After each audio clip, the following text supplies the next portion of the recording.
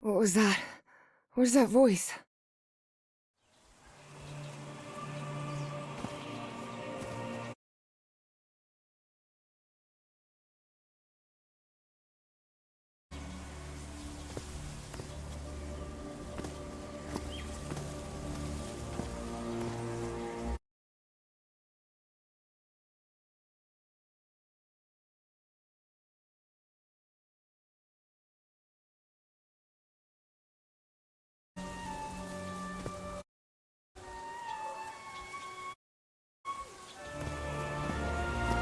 This is the story of a young girl. A girl dreams.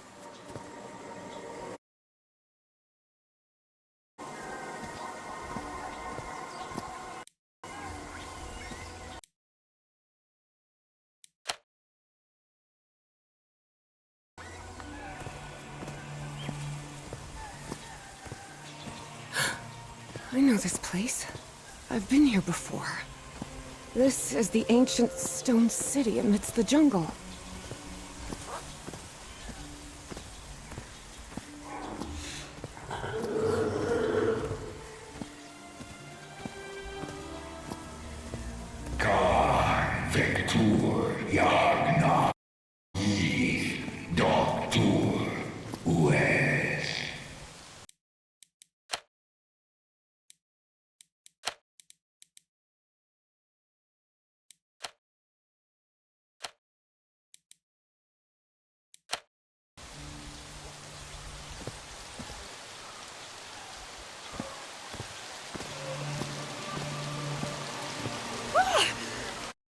Sweet Jesus.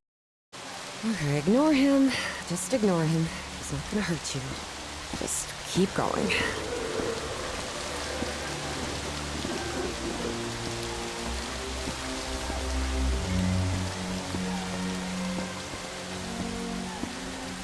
This constellation.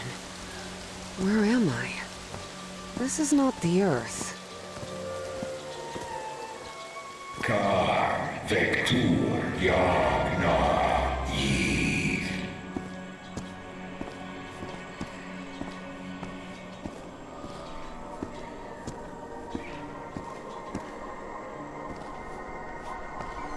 Con Vector Yagna Yith. In other words, find a statuette and save my race.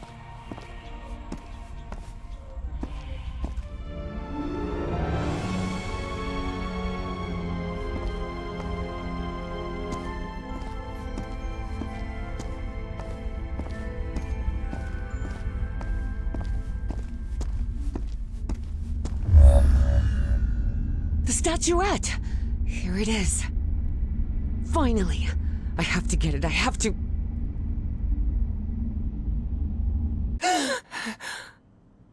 This is the story of Evie Drayton. Quick. Before I forget. Where did I put my notebook? I have to write everything down. Looking for answers was part of Evie's observant nature and analytical mind. Her recurrent dreams began shortly after a period in 1956, when she'd completely lost consciousness.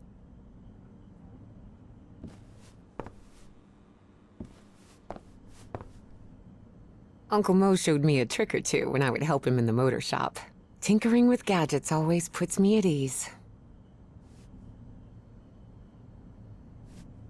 I couldn't leave my science fiction book collection in Benoit.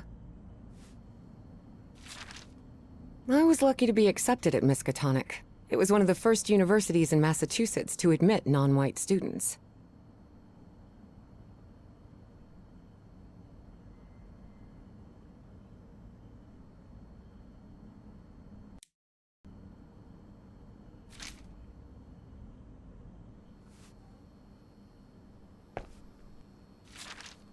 Spitsbergen Island and Svalbard. Apparently, I researched this area of the Arctic thoroughly during the time I lost consciousness.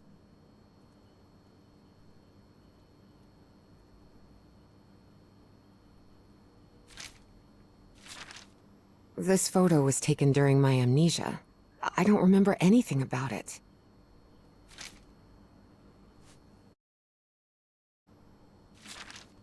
This scary fellow that haunts me in my dreams is a Dimetrodon. He roamed the Earth 270 million years ago. And although it may seem like it, he is not a dinosaur. Beatrice, along with me, is one of the few ladies studying physics at Miskatonic. Julian, Beatrice, Herbie, and I, we're always together.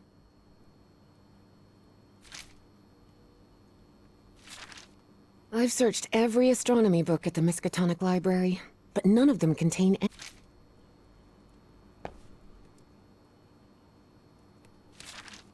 When I saw this picture, I couldn't believe it. It's the same statuette I always see in my dreams.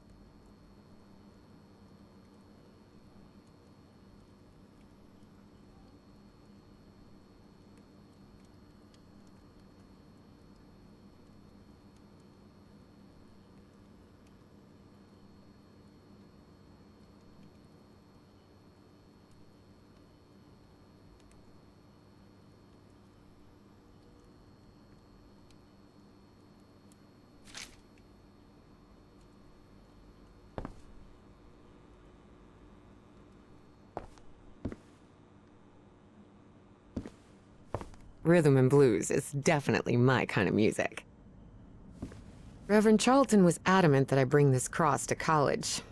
He must think Arkham is a den of iniquity and wickedness.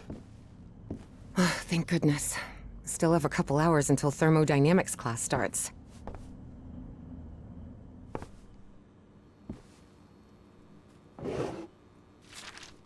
The Hydrangea Foundation took care of the insurance payout for Dad's accident. I had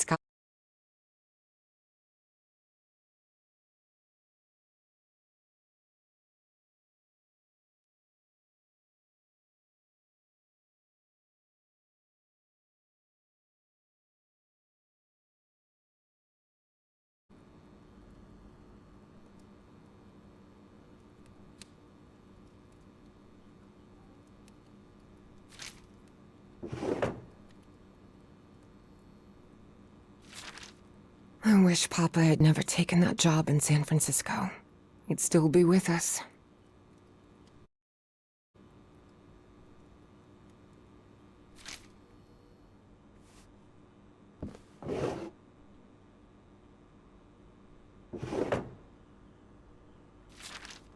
I've always been a good student, but during my amnesia period, I almost reached excellence. All straight A's?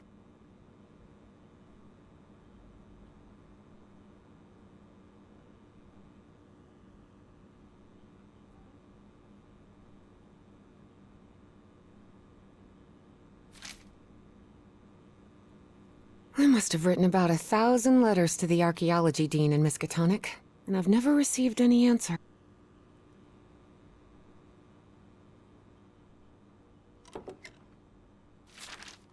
The medical report from my amnesia episode. According to this, I'm as fit as a fiddle.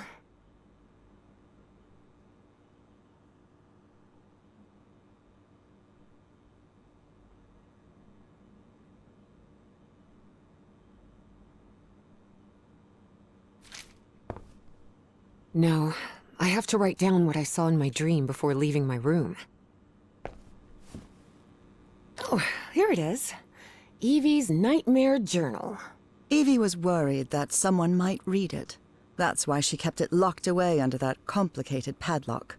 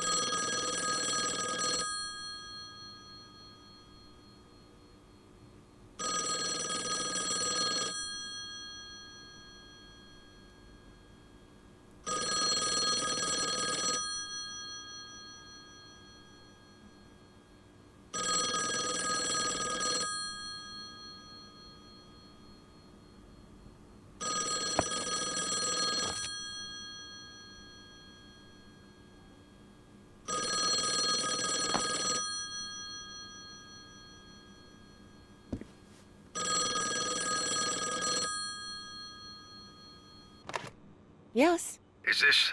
are you Evangeline Drayton? that's right. Who am I talking to? I am the Dean of Archaeology at Miskatonic University. I believe you wanted to ask me some questions, right? Yes. Yes, of course. It's a pleasure to finally meet you, Professor Meet me today at 6 p.m. at 5 Prospect Road, outside of Boston. Boston? That's almost a 2-hour train ride from Arkham. I thought Do you want to talk or not? Yes, yes, of course. I'll be there. 6 p.m., Prospect Road. See you in a couple of hours, Professor. All right, I should get ready. There's a lot of information here about my strange dreams and my amnesia. I'd better go through it again before I leave. I don't want to miss any questions when I talk to the professor.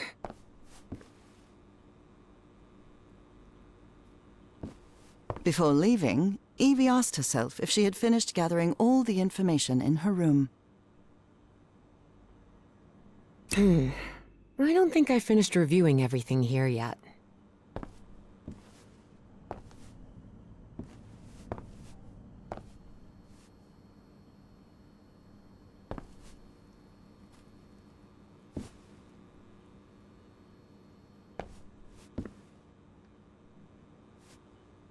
Before leaving, Evie asked herself if she had finished gathering all the information in her room. All right, I think I've gathered what I need.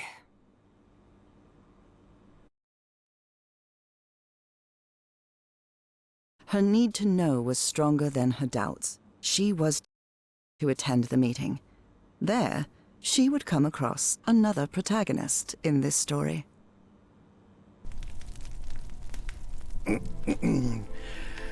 So, you have finally decided to talk to that young lady, Professor. Yes. Acknowledging responsibility for our previous mistakes is vital to moving forward. You've taken a crucial step in... Listen, there's no need for us to talk, Doctor. The only reason I let you into my house is because you insisted it was necessary to prescribe my medication.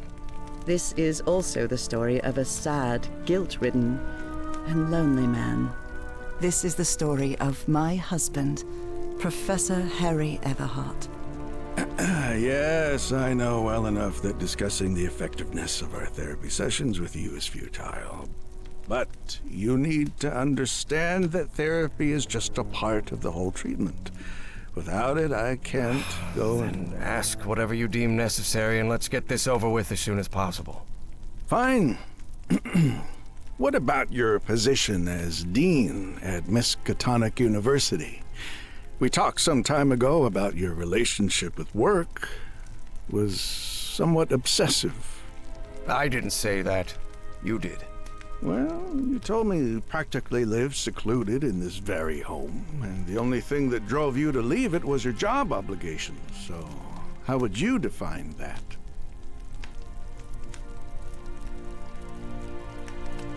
I do what they pay me for.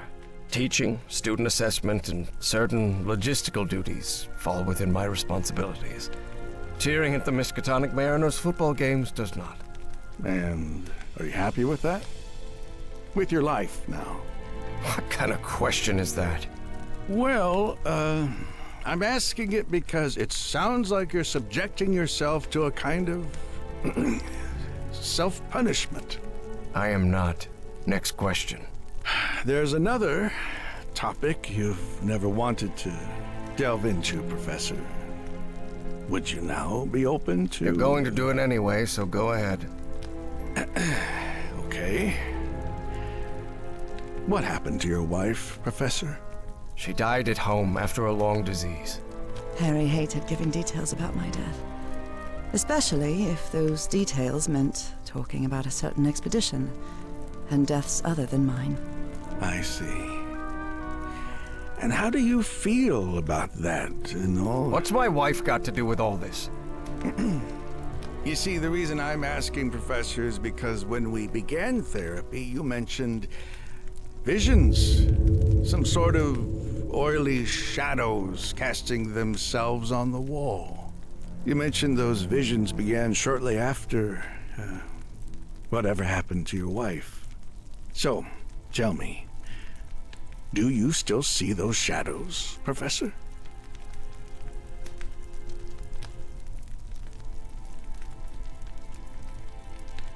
No. Not since I started taking the medication, at least. Excellent. That means the medication is working. Listen, there is something different I want to try in today's session. I believe hypnotherapy might... Don't even think about it. Hypnotism is a scam. Professor, with all due respect, I believe you're mistaking mesmerism with hypnotism. Even so, if you want me to prescribe the... Oh, you won't give me my medication unless I submit to your quack experiment, is that it? I'm deeply sorry you see it that way, Professor. But I need you to trust me in this. Then go ahead. Wave a pocket watch in my face if that's what you need to do. There's no need for pocket watches, Professor. The sound of a metronome will be more than enough. I need you to relax and free your mind. And think of something pleasant. A fond memory, if you will. Something that took place here, in the Everhart Manor. A fond memory? In this place? It wasn't easy for Harry to find a fond memory in the same manor where he had spent an extremely unhappy childhood. Maybe. Maybe. December 1930. The last Christmas my wife and I ever spent at Everhart Manor.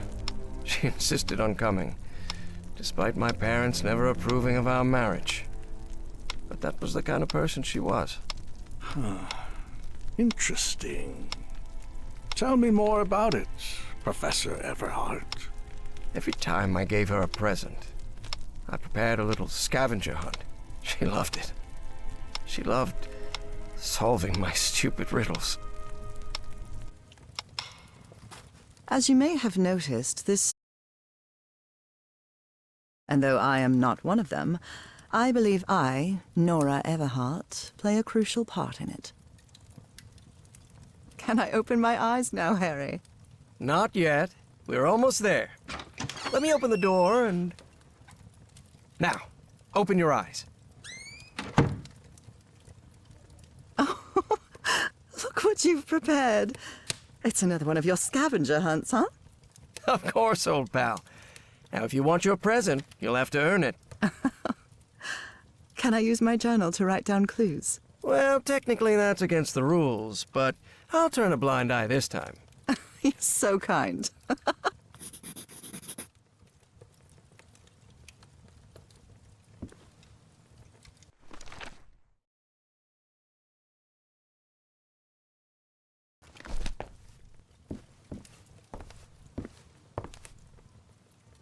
Do you remember when we slow danced to Dear Old Pal of Mine at Maddie's house? The end of the Great War Party and our first kiss.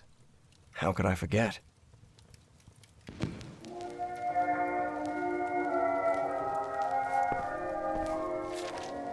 Oh, look at your sad little face in this photo. Yep. Wait. There's something wrong in this memory. This wasn't... Ignore it. Focus on that moment. Your wife. That happy memory.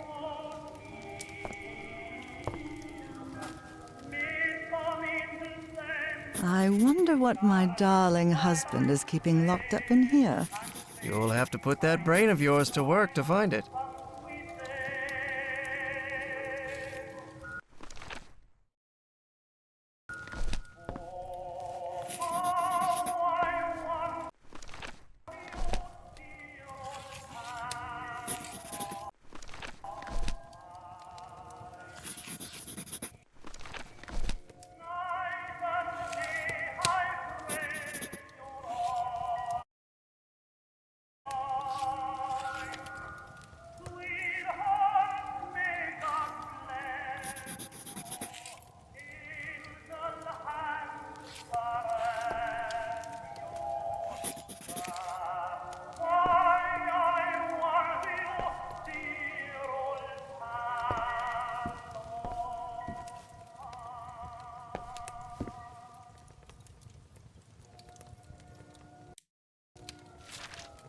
A new decade. I wonder what the future has in store for us.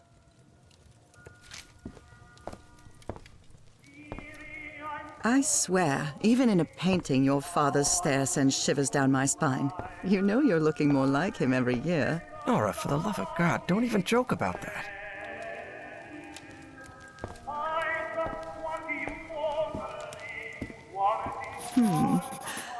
What are you up to now? I'm seeing those oily shadows in here. Why am I seeing those shadows? Focus, Professor. Keep remembering.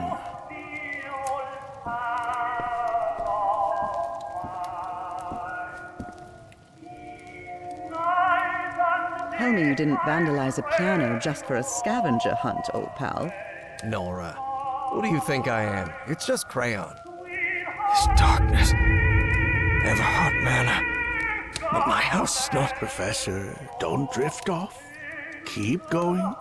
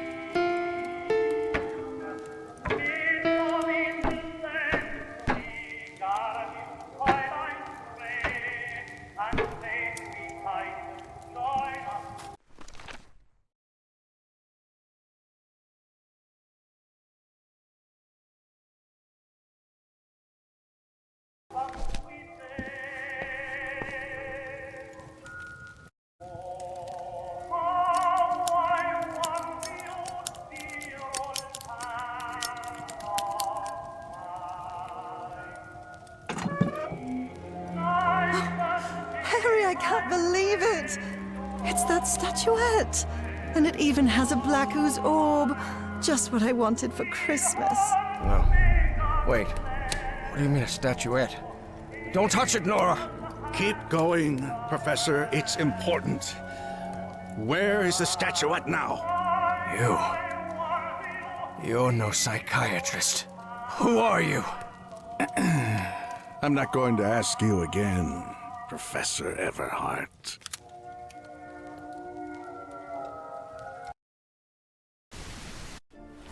Shortly after Harry's peculiar hypnosis session, Evie finally arrived at Everhart Manor.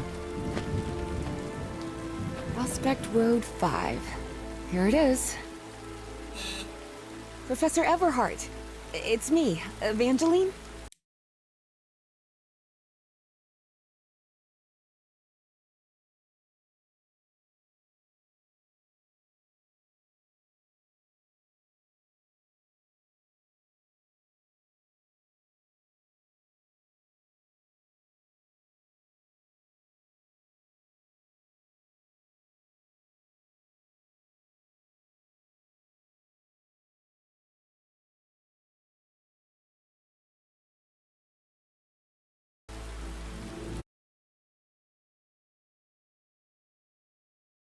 On here.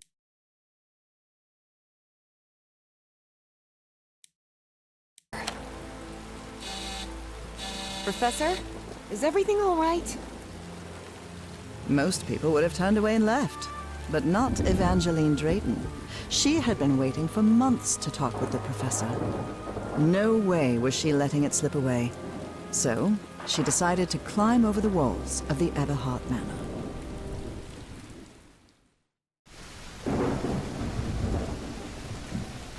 Ugh.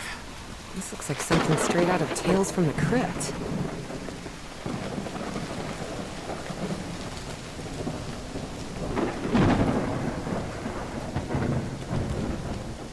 Hey, that window is open.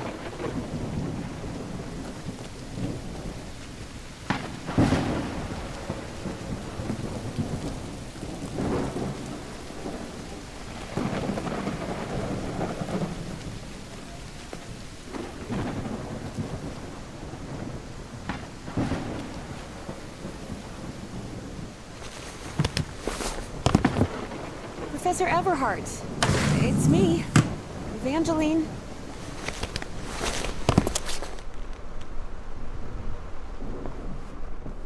It appears the Everharts have been quite well off for generations. Or so they used to be.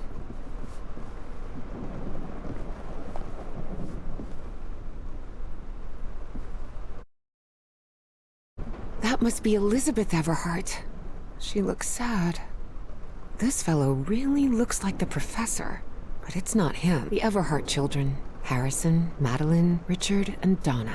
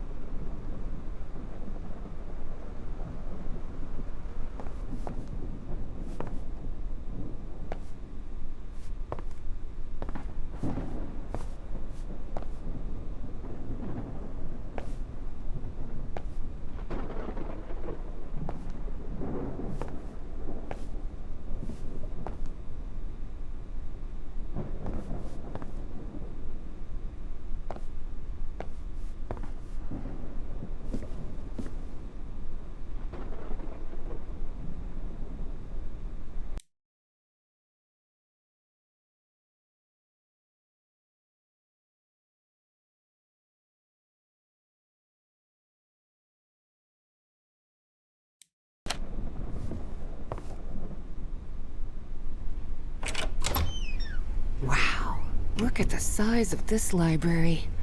It's almost as big as Miskatonic's. Actually, it wasn't even a third the size of Miskatonic's library, but young people can be terribly impressionable at times.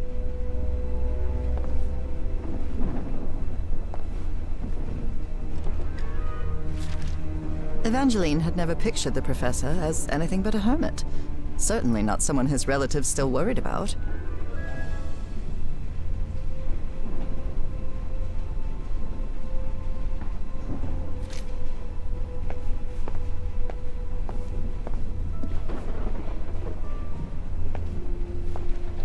Is this young man Professor Everhart?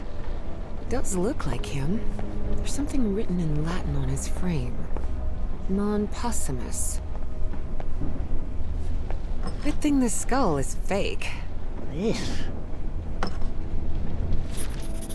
Rich people definitely had weird ways of entertaining themselves. But it wasn't mere entertainment. Harry's mother's life had long been shaped by tragedy, and she had become obsessed with the afterlife.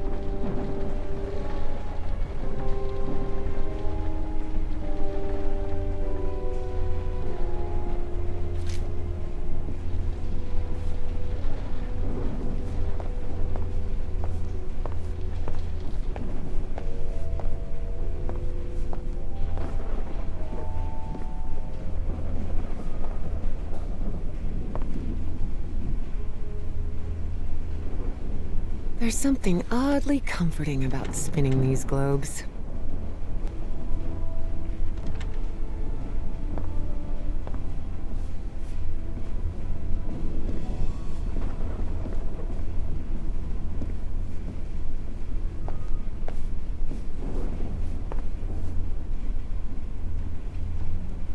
Dyer was my applied geophysics professor.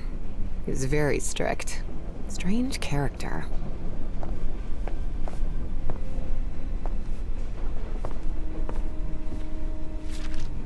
Troubling absences in my memory. That's exactly how I felt during those 3 months of 1956.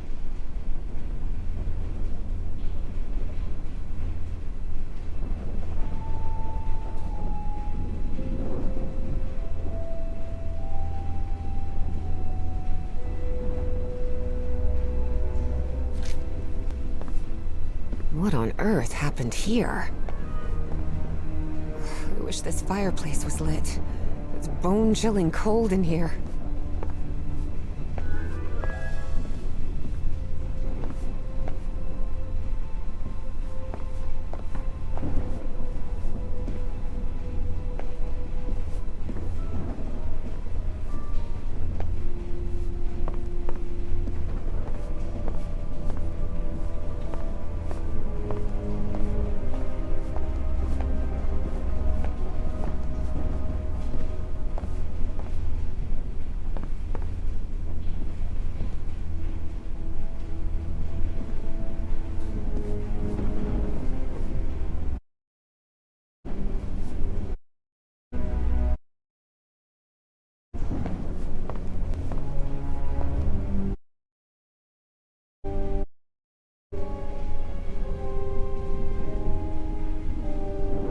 No use. It's locked. Darn it. This door is locked.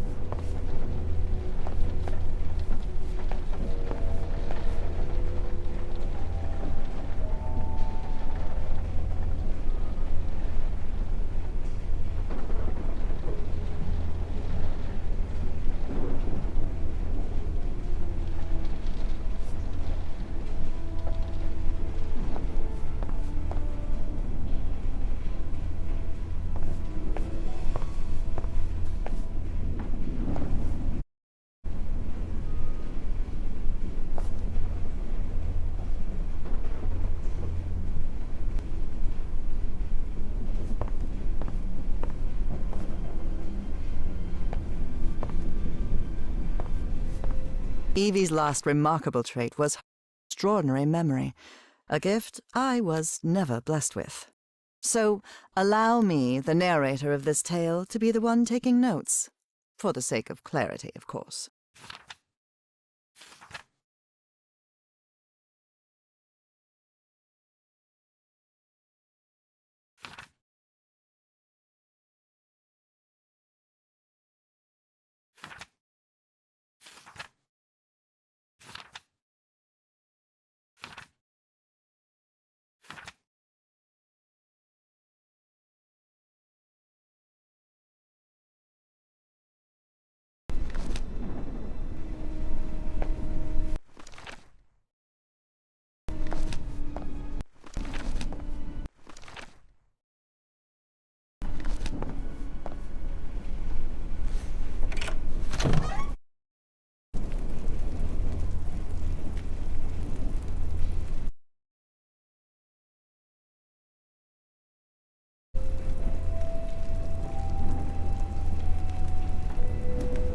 This must be the professor's office.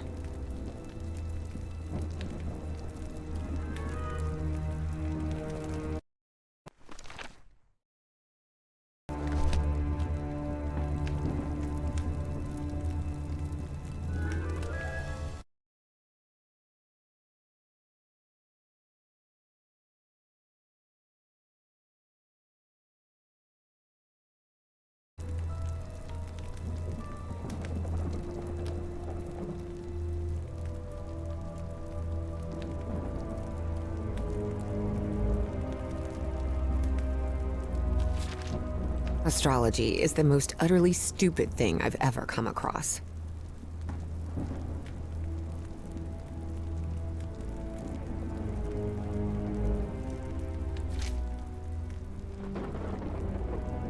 lapel pin with a rather peculiar emblem.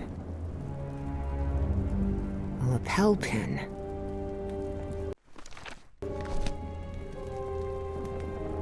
Books in different languages. Spanish, Italian, German, Latin. Looks like one is missing.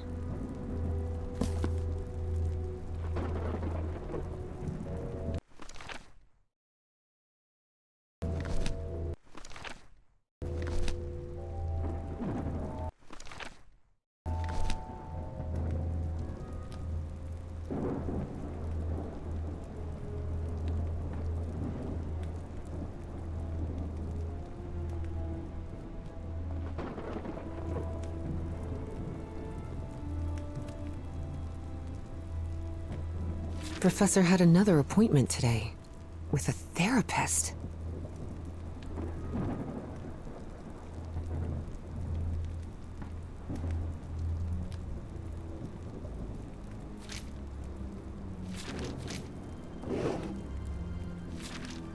Despite his tone, this Bowen fella doesn't seem particularly friendly.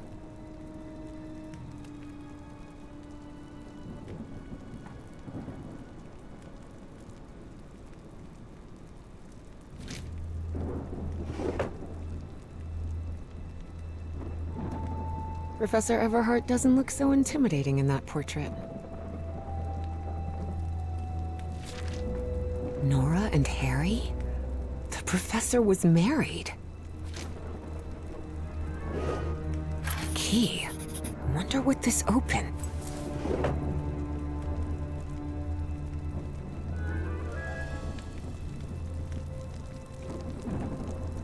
Wow. The professor served in U.S. intelligence during the war. The greenhouse and the mausoleum.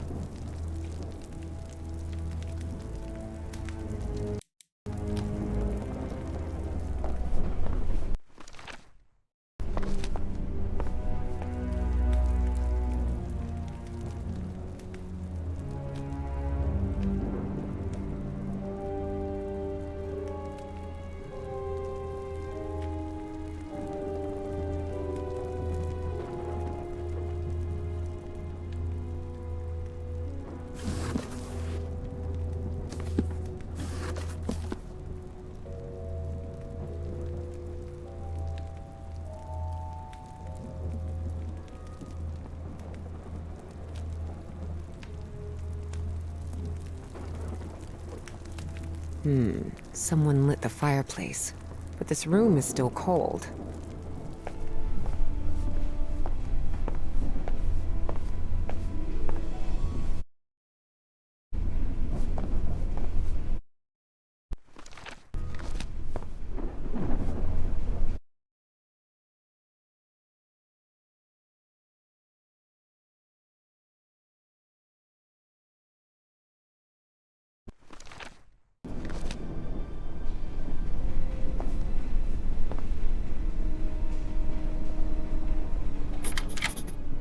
Excellent.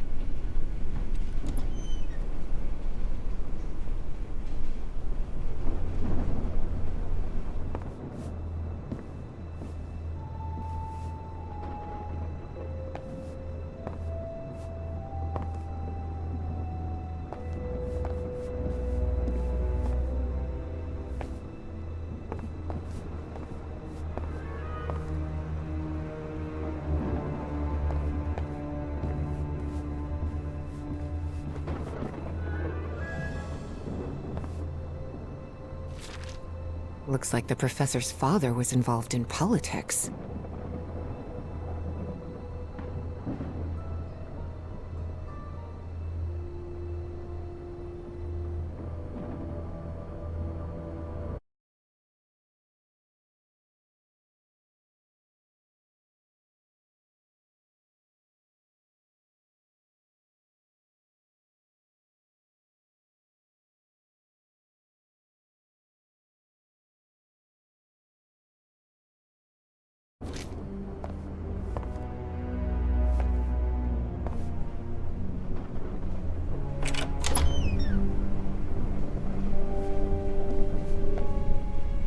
Such odd totems. Are these fishes? So Professor Everhart set on an expedition to the Pacific. I never pictured him as an adventurer. That expedition must have been quite important for him. Oh, it had certainly been important to him, and to the other expedition members.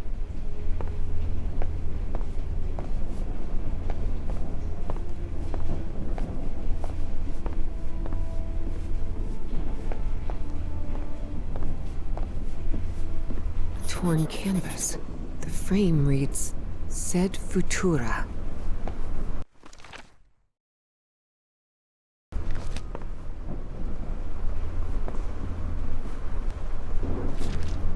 There are a lot of pictures of that fireplace.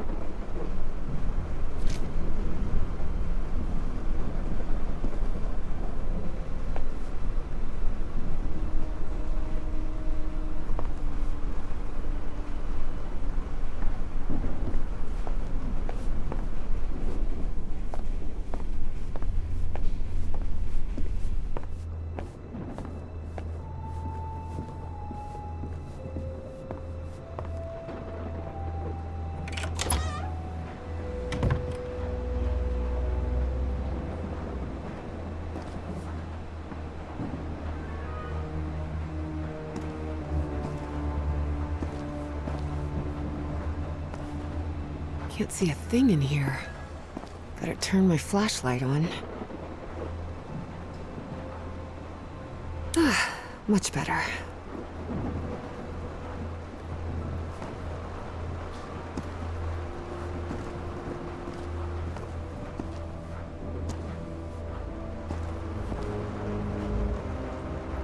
These tools haven't been used in a long time.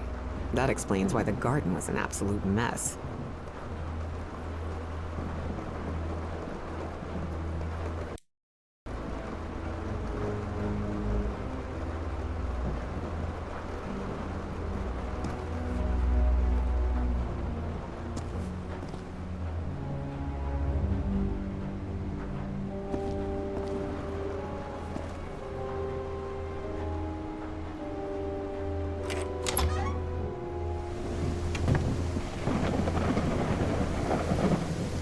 Good heavens above, would you look at the size of this place?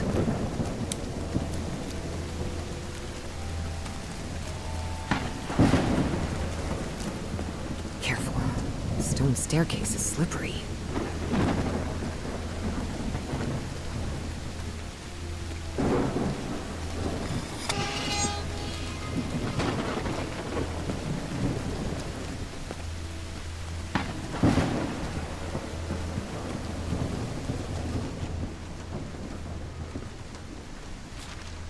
Hidden room?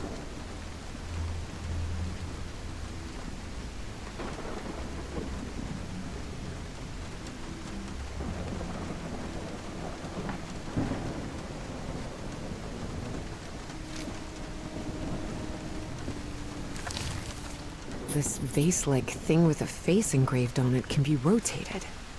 What kind of madhouse does it in?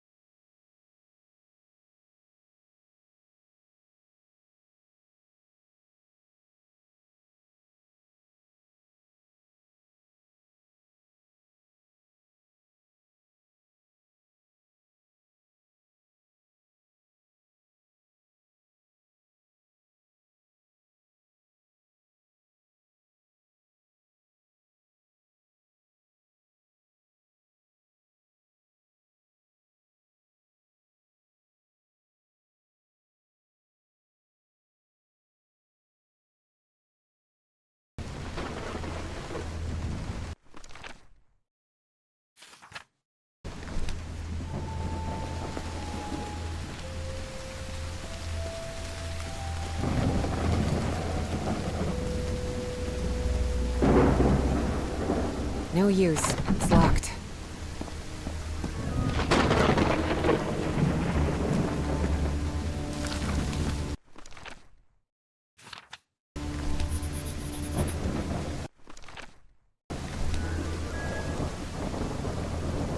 What kind of a door is this? Doesn't even have a lock. Just some symbols.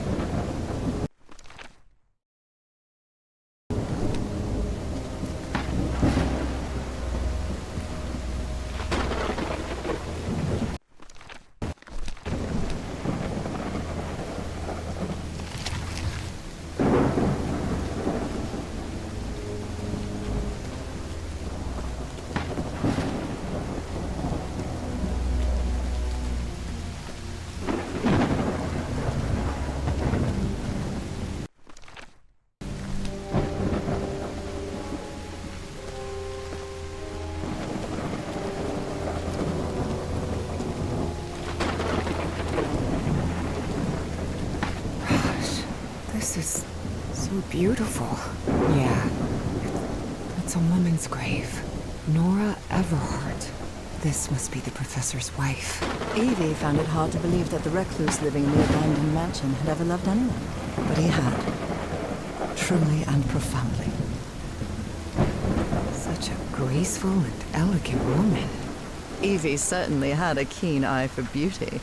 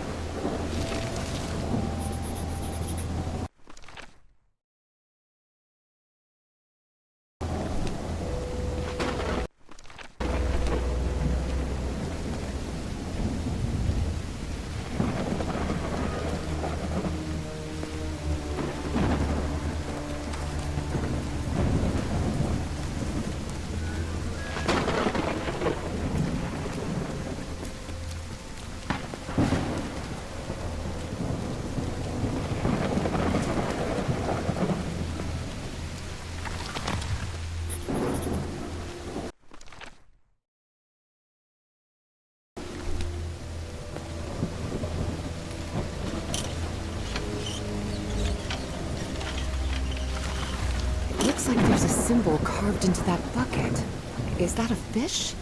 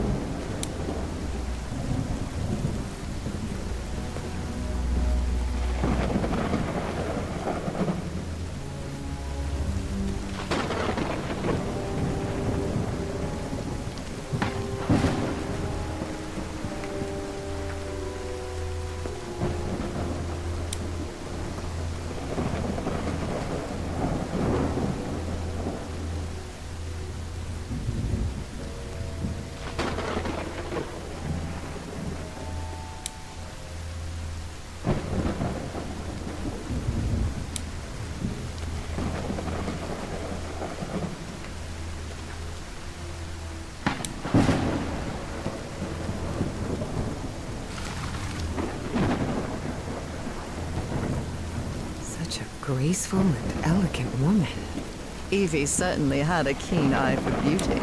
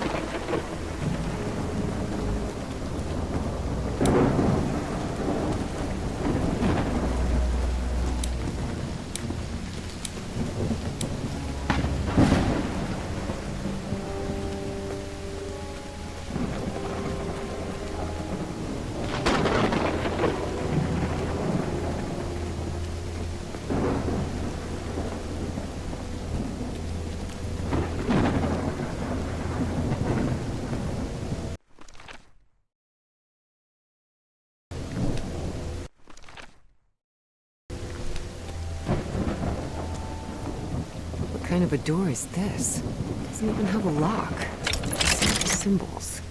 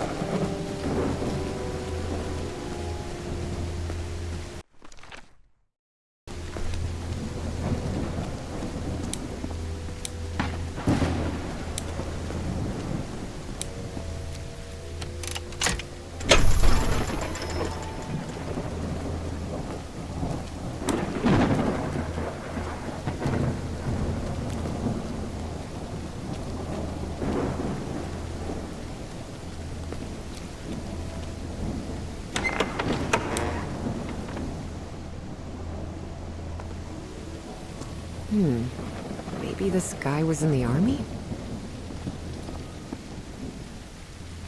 Found her path in the shadow of mourning? Father, husband, and servant of the people. This must have been the professor's father. That's from the Bible. Psalm 1, verse 1. This person must have been quite devout. This definitely looks like the...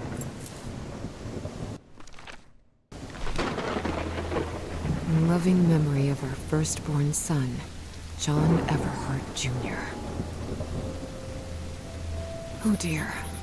A dead child. This is simply heartbreaking. The inscription on the frame reads, Praeterita Mutare. In loving memory of our firstborn son.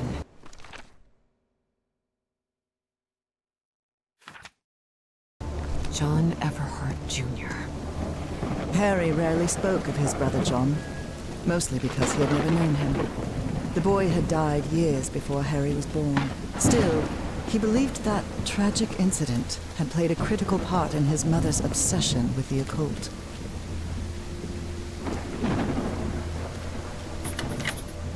Now it's open.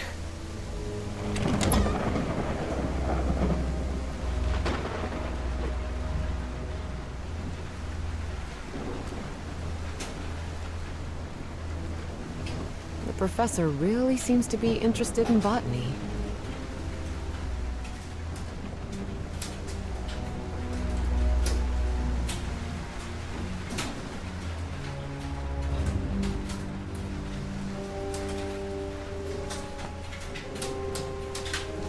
More gardening tools.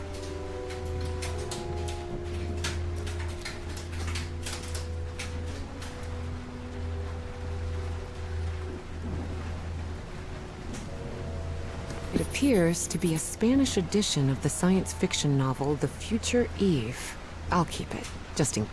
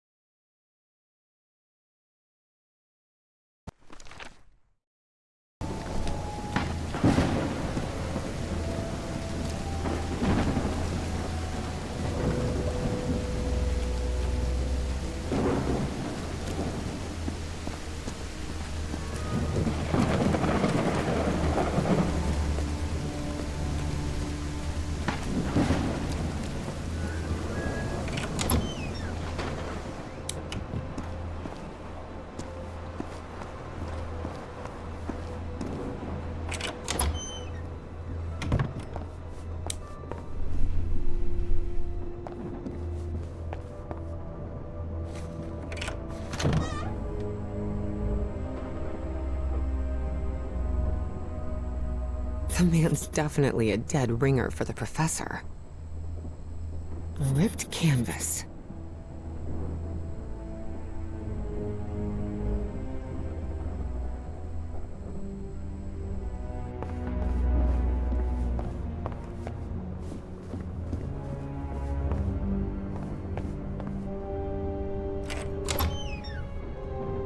Wow, this room is really depressing.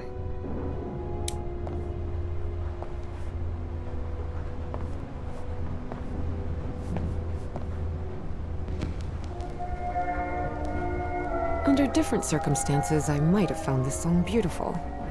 But at the moment, it sends a shiver down my spine. The driver's license of a certain Manuel Silva.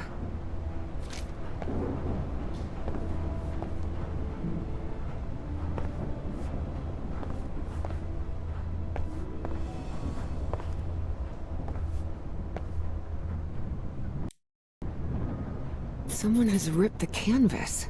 There's a Latin inscription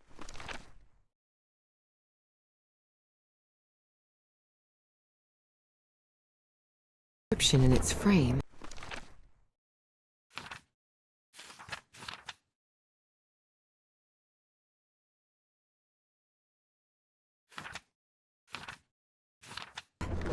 Providere debemus.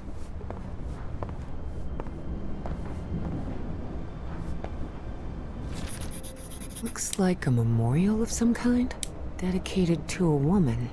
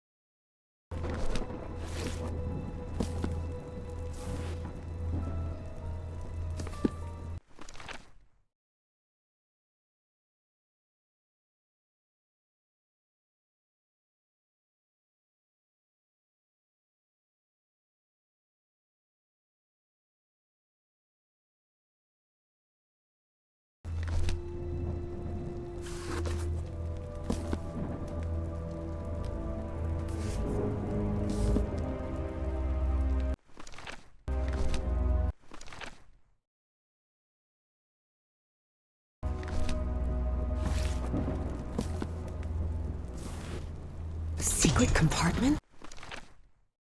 Evie had never been good with languages, least of all a dead one like Latin. Even so, she managed to grasp the general meaning of the phrase. We can't change the past, but we must anticipate the future. Unbelievable. There's some kind of secret compartment in the fireplace. Feels like a mystery novel.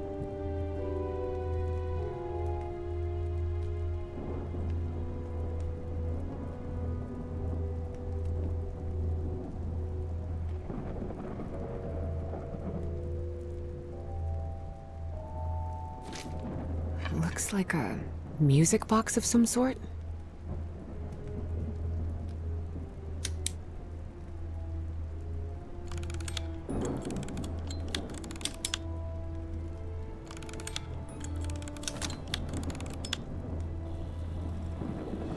It doesn't make any sound. Maybe it's broken.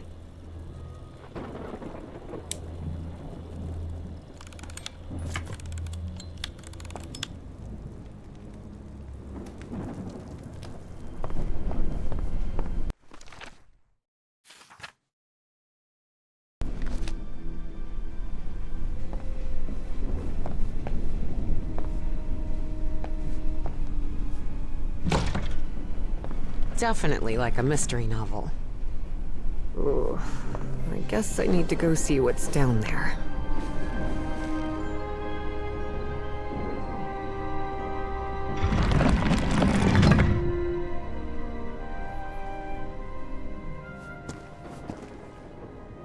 Professor!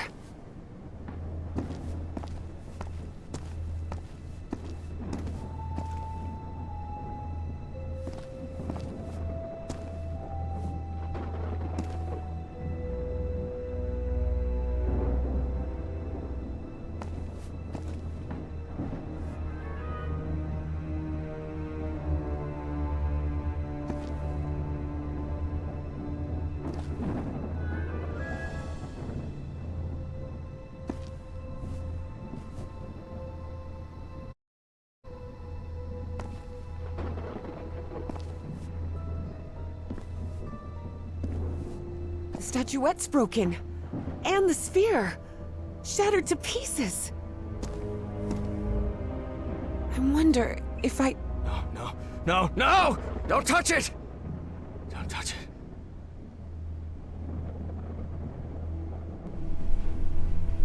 Introductions between strangers are always a bit awkward. But in Evie and Harry's case, things were even more uncomfortable, due to the unusual circumstances under which they had met. How are you feeling, Professor? Considering I was assaulted, knocked unconscious, and someone tried to rob me in my own home, I suppose not all that well. Evie didn't know where to start. So, she took the most formal approach. We haven't been properly introduced. I know who you are, Miss Drayton.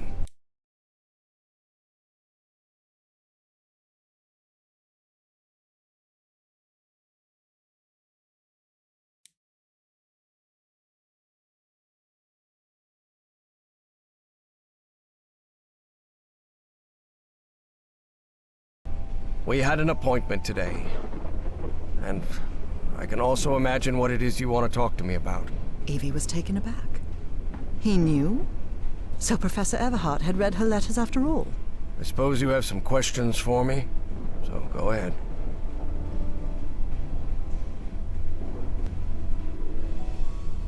What is, or was, that statuette? You haven't touched any of the pieces of it, have you? No. You made that very clear. Good. Because that black orb is made of... Harry thought of telling her the orb contained the blood of an elder god that came from beyond time and space. But he chose not to frighten Evie for now. a very dangerous substance. Dangerous? What do you mean? Is it toxic? Worse than that. I've seen people lose their sanity and their health just by coming into contact with that substance.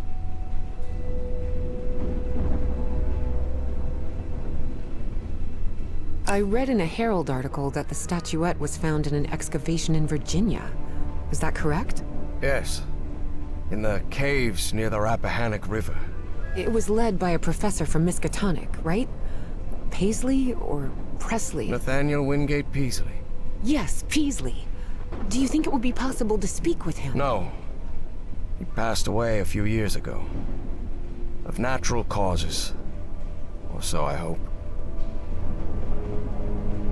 Statuette is in pieces. What happened? I destroyed it. You destroyed it? Yes. It was better than letting it fall into the wrong hands. Evie felt frustrated. After all the effort it had taken to get Professor Everhart to agree to talk with her about that statuette. And on that very day, that curmudgeon shattered the relic into 1,000 pieces. Who's responsible for all this? For the robbery? Dr. Frog in the throat. Who? My psychiatrist. Or so I thought. I never should have brought him here. I've been too careless. I thought the statuette was in the Miskatonic archive. Yes, well, I brought it here for a research project I'm working on. About ancient civilization. Harry couldn't come up with a better excuse than that. Because I've hidden it in my own house to keep prying hands from succumbing to the terrifying powers of the Elder Gods sounded infinitely worse.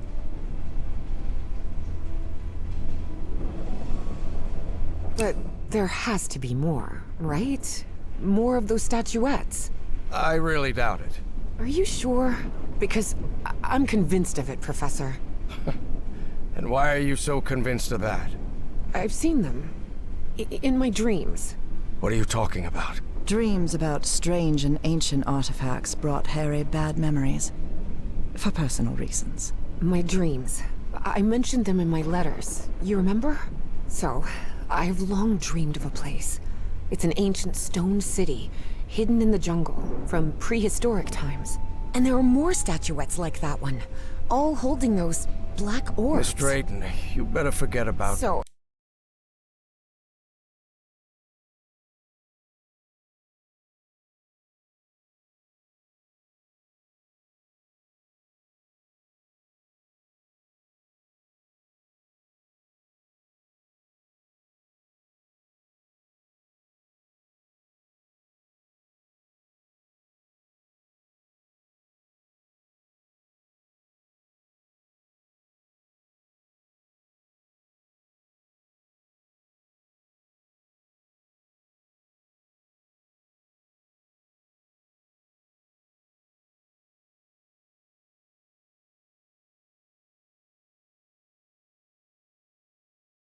If Peasley found that statuette in Virginia, maybe there could be more there. Listen to me, Miss Drayton. Maybe in those caves I could find more. Enough of that!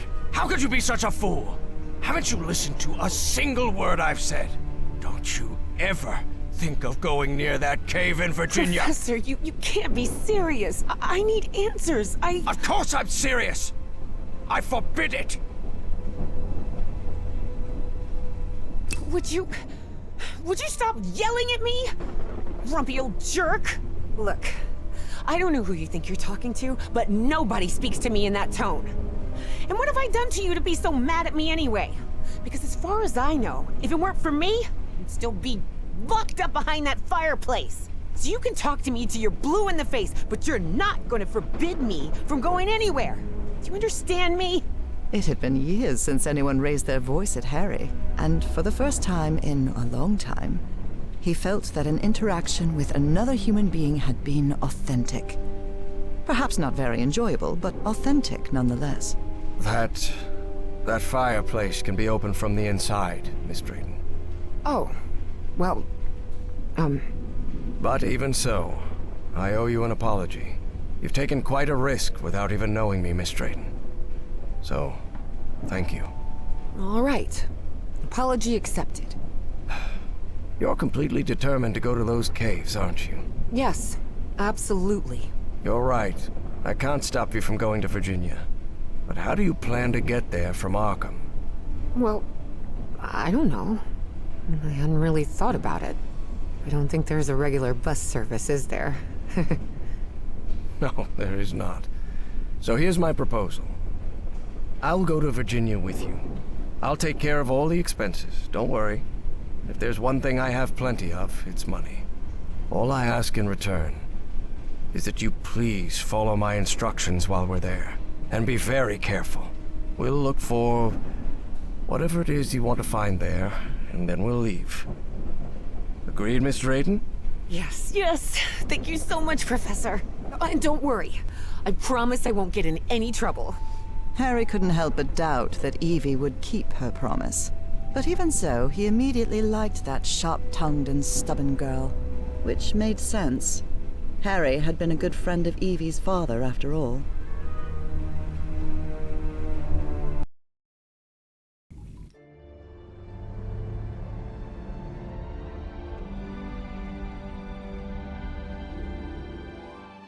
Here we are, the Rappahannock River Caves. But this place is closed off. It is indeed. Apparently one of the excavation members died in there. An archaeologist named John Teague. That's why the government shut down the dig shortly after the statuette was found. Wait, so what we're doing here is illegal? If I told you that we were trespassing, would that stop you from going in, Miss Drayton? Nah, not really. Then go ahead, please. Here, take one. We'll use these to stay in touch. Apparently, the cave branches off into countless tunnels, forming a maze where it's easy to get lost. So watch your step, because the... Evangeline!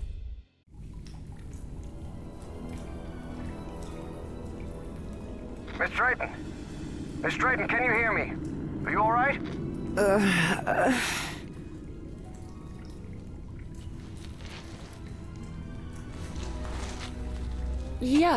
Yeah, I think so. I'm safe. I'm on the path. Follow the excavation trail. It'll lead you to the underground lake.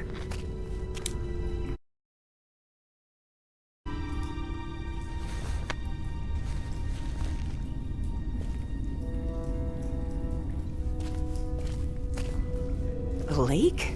In here? Yes. The water from the Rappahannock seeps through limestone, so there's a complex hydrological system inside the cave. Peasley mentioned they had come across the statuette somewhere around that lake. It was one of the few things he still recalled from the dig. Wait, he didn't remember the dig? In his own words, he suffered a period of absence, amnesia of some sort. He didn't even recall planning the excavation.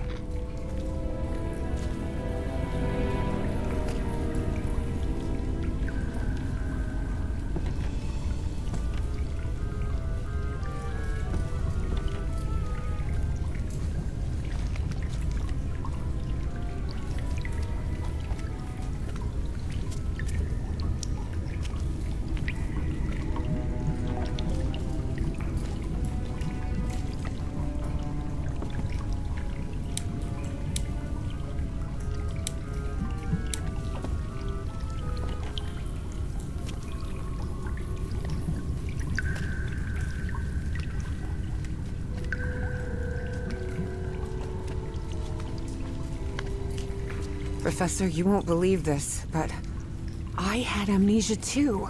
I don't remember anything from September to November of last year. When I came to, I was surrounded by books and articles about a place in Norway called Spitsbergen. Spitsbergen? Isn't that near the Arctic Circle? Professor? Professor! Do you hear me?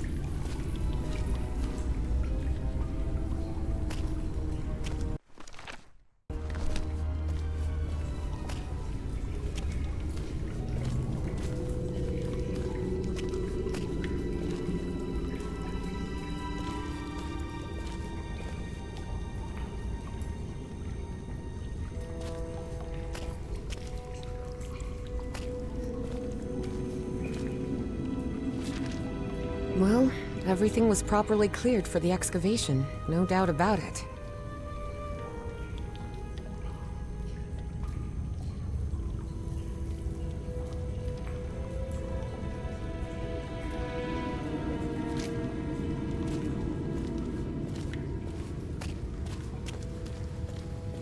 Wow. What is this place? Miss Drayton, over here. I'm here. I'm glad to see you. I thought you'd gotten lost. Are you all right? Yes, thank you. You weren't lying about those tunnels. Have you found anything, Professor? This mural. Come take a look at it.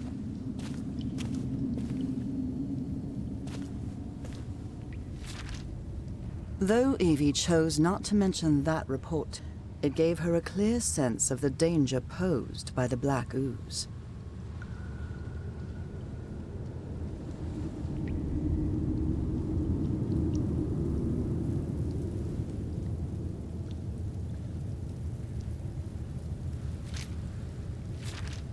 Huh. The wording here is peculiar, to say the least.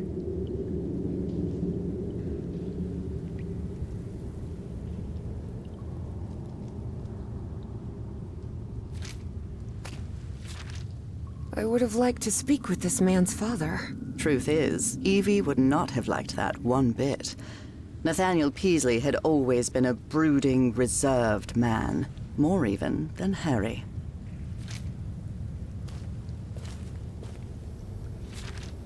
Such strange plans.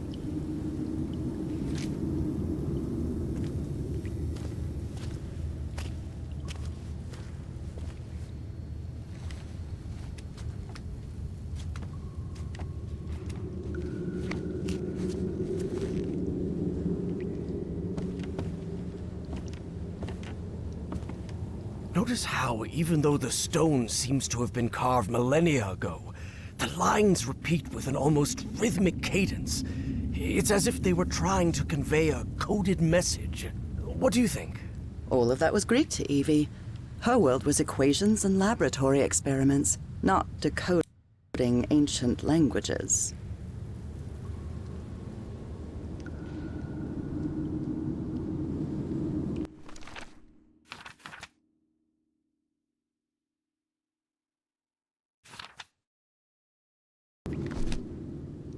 You're the expert.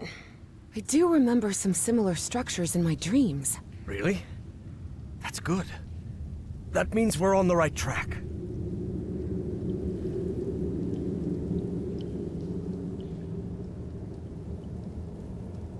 Gee, you do seem genuinely interested in this.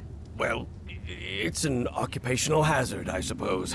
Despite his best efforts, Harry had failed to bury his excitement for archaeological fieldwork. But I'm mostly doing this to help you. Do you think we might find more statuettes like Peasley's down here? Miss Drayton, you were the one convinced you'd find more statuettes here, not me. Yes, you're right. Is there anything I can do to help? Take a look around the site. If you find anything worth noting, let me know. I will, Professor.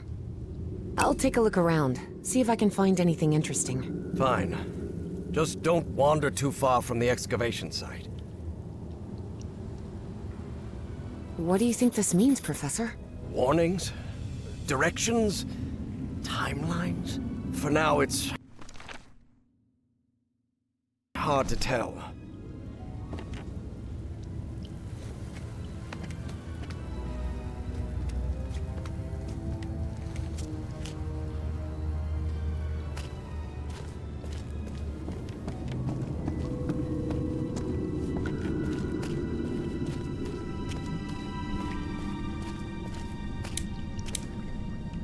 Gentlemen, I'll be recording the meeting. So, September 4th, 1948. Present, members of the team, Nathaniel Peasley, John T. Skip the introduction and get to the point, damn it. We've been down in these caves for months and barely made any progress. Look, if you're so worried about progress, maybe next time you want underwater samples, you can suit up yourself and go down there.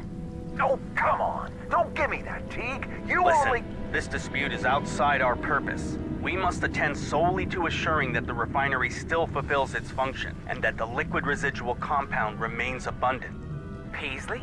What on earth are I you... declare this conversation concluded. Good day. I can't believe this fella is in charge of the dig. Well, he's got a rather peculiar way of speaking, that's for sure. I'd say even Stoll makes more sense than him. Whoa, what a weirdo. Yeah, such an odd group of people.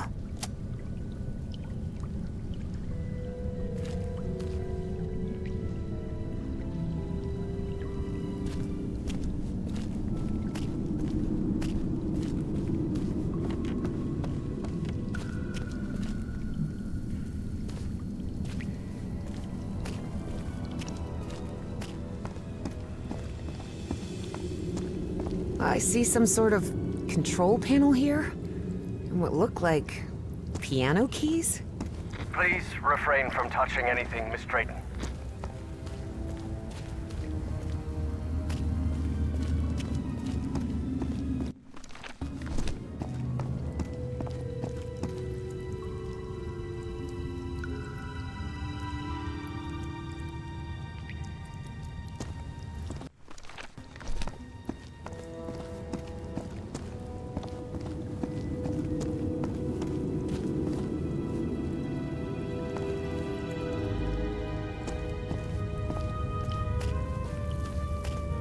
Found some diving equipment.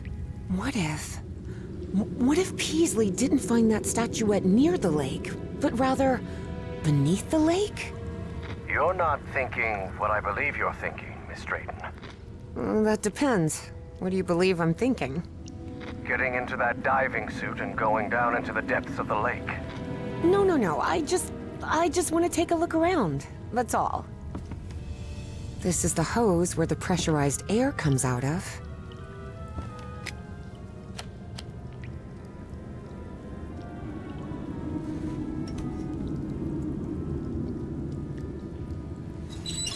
A pressure gauge, a sealing joint, nothing too complicated. I think I can make it work again.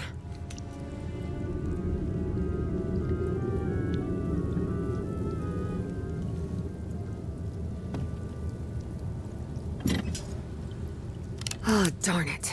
This machine doesn't seem to be working. This empty cylinder will do.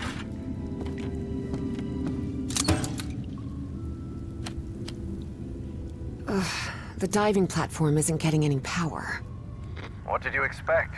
The expedition wrapped up nearly 10 years ago. Nothing will be working after all this time. Still, best not to mess with it. Seems like a telephone for communicating with the diver. It seems they found the statuette in the depths of the cave's lake. Evie deliberately chose to omit that the man in the photograph had been entirely covered in black ooze. It seems they found the statuette in the depths of the cave's lake. Evie deliberately chose to omit that the man in the photograph had been entirely covered in black ooze. In the depths of the lake? Are you sure about that? Wait until I finish with this mural and we'll talk about it.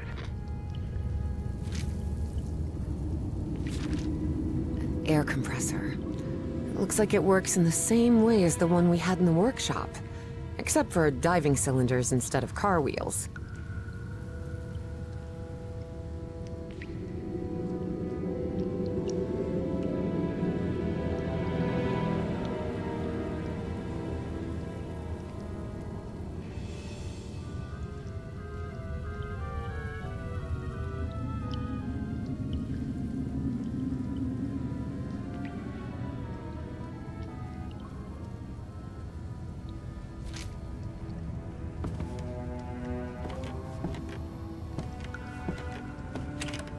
The wiring in this place doesn't look too tricky. I think I could get it running again. They're teaching physics majors to repair junk now? Hardly. My Uncle Mo showed me the ropes. He and my dad had a workshop back in Benoit. Even so, try not to touch anything. Now it's working.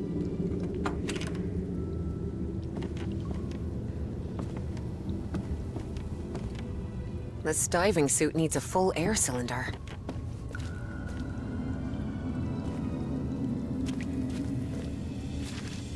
Professor, have you read this report?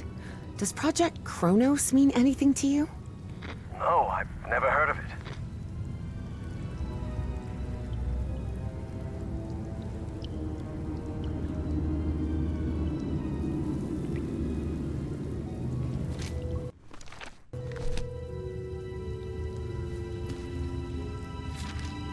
I found a report stating that the entire cave may function as an open-tube acoustic resonator, sustaining standing sound wave patterns.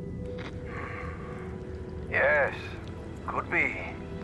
Harry was a scholar, rather than a scientist. Of course, he hadn't understood a word of Evie's scientific jargon. I found a report stating that the entire cave may function as an open-tube acoustic resonator, sustaining standing sound wave.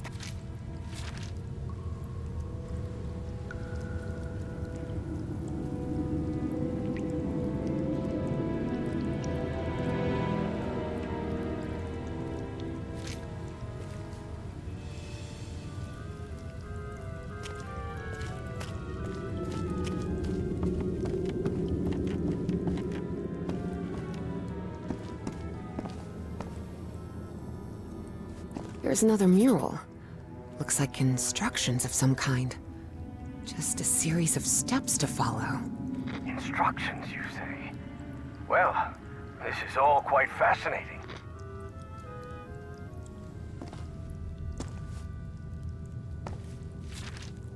Oh, Peasley mentioned a refinery of some sort. A refinery? In here?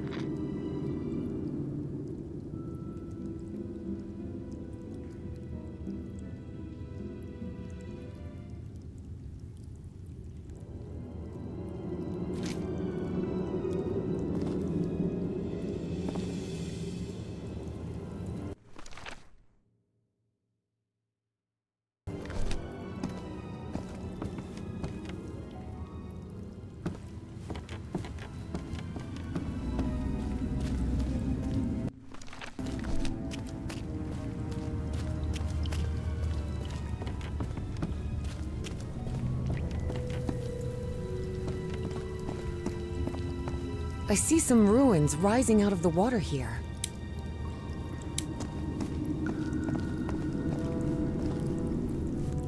There's some kind of stone dumbwaiter here.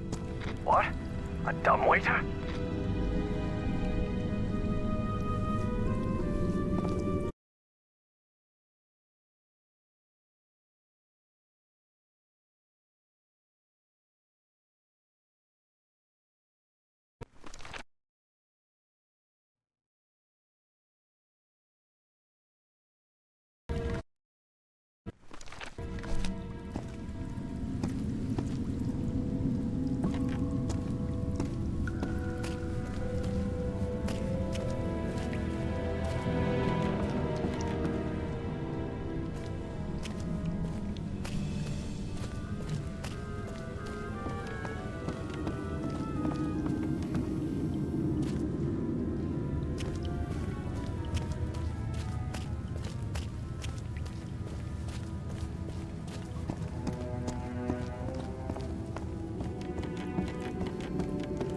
Here's another one of those murals, and it looks better preserved than the one you're examining. Excellent. When I'm finished with this one, I'll come take a look.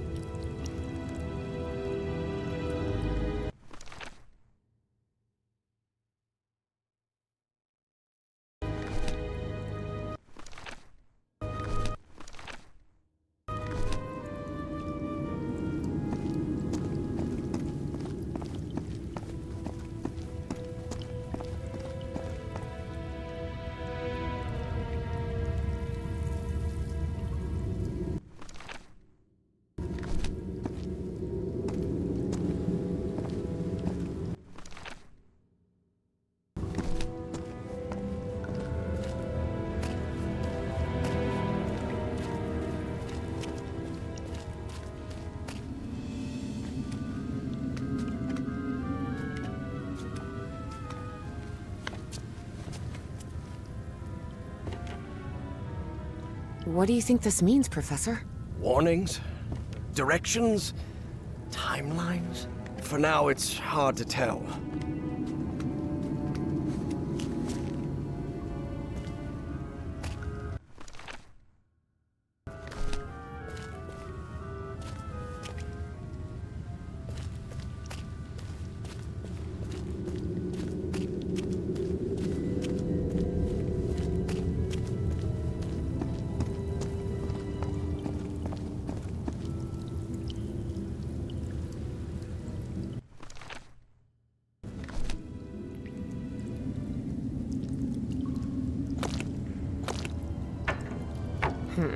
No, this isn't working.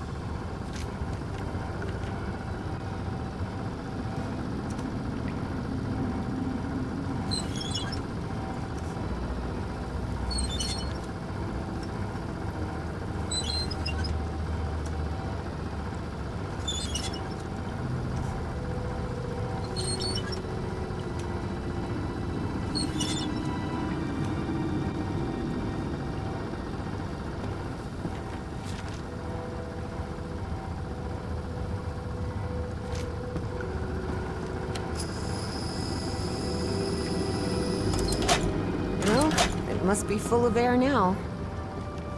You won't believe it, but I managed to get the whole diving system working. The suit is ready to— What? Didn't I tell you to leave that damn suit alone? But Professor, You promised you wouldn't get into any trouble. That's why I brought you here, remember? Yes, you're right. You're right. Of course I'm right. What were you thinking? Forget about going down into that lake, you hear me? Okay, Professor. Sorry about that. Evie knew perfectly well that going down into the depths of the lake was not only dangerous, it was reckless. Besides, she had given the professor her word. So she asked herself if she really wanted to go down there. And the answer, of course, was yes. Professor, can you hear me? I'm sorry, but I'm going down. What? Are you out of your mind? Don't do it! You're going to... I have to go, Professor. I'm sorry.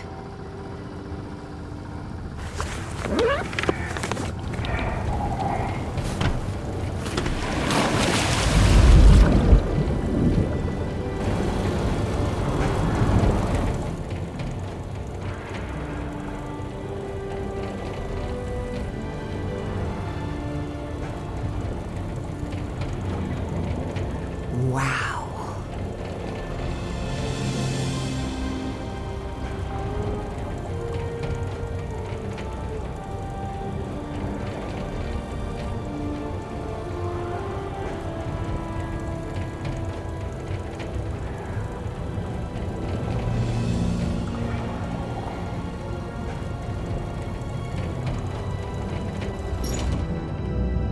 Evangeline? Evangeline! Can you hear me? Yep, I'm here, Professor. How could you go down there on your own? That was utterly reckless. Don't you realize the danger you're in? Come back up right now. Please calm down. It's all right. I just want to take a look down here. Evie felt she was so close to finding answers. And she was already down there. What harm could it do if she just took a look at that refinery? This is madness. I should have been the one to go down. Professor, how could you possibly go down here at your age? What do you mean at my age? I'm only 67.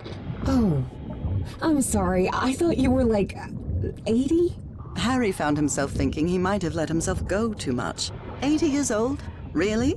Oh, must be the beard. Tell me what you see, please. It's hard to put into words. I never imagined an underwater cave could hold so much beauty.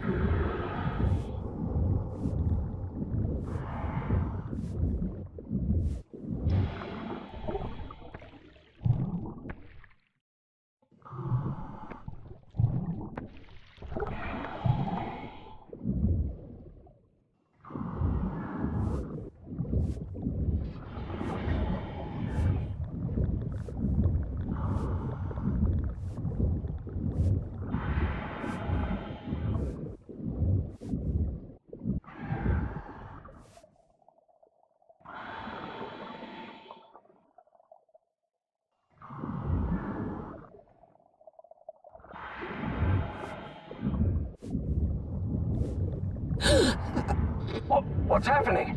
This place is full of black liquid waterfalls? Miss Drayton, please. Turn back at once and return by... Oh no. No! I'm trapped!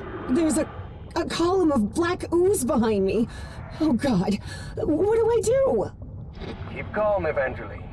We'll find a way out, all right? And most important, don't go near the black ooze under any circumstances. Now move forward and tell me what you see.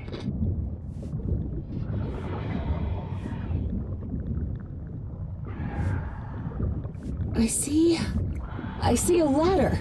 Someone from the excavation must have made it this far. Climb it. The farther you are from the black ooze, the better.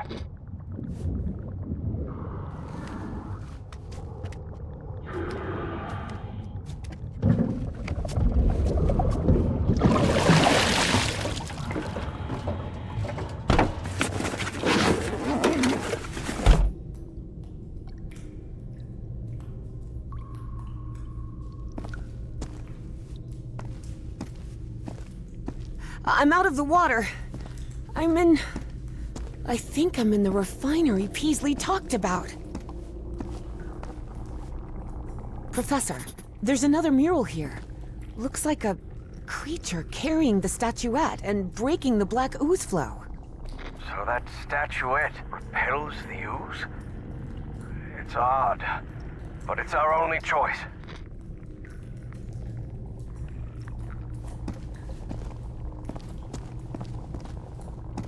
I don't know if I can actually do anything here. The whole chamber looks dead. Powered down. We were wrong about the statuettes, Professor. They're not ritual or ornamental objects. They're just energy containers, like a car battery.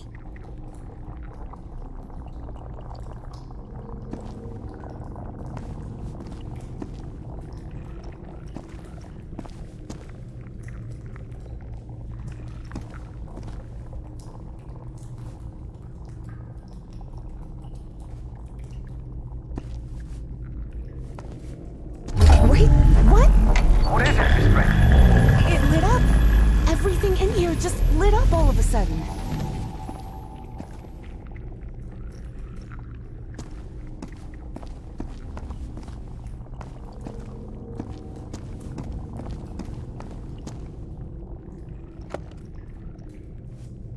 I can see one of those murals in here. But this one is massive. Wait a minute. I know this. I've seen this hundreds of times. In your dreams? No. At the university. This is a blueprint. A technical drawing. Thousands of years old, but that's what it is. And you won't believe this, but everything in here runs on... Black ooze. How could you possibly know that? I just know. Tell me what else is in the mural. One of those towers is loaded with statuettes. I told you so, Professor, Evie thought of saying. But seeing the mess she'd gotten herself into, she figured it wasn't the right time to brag.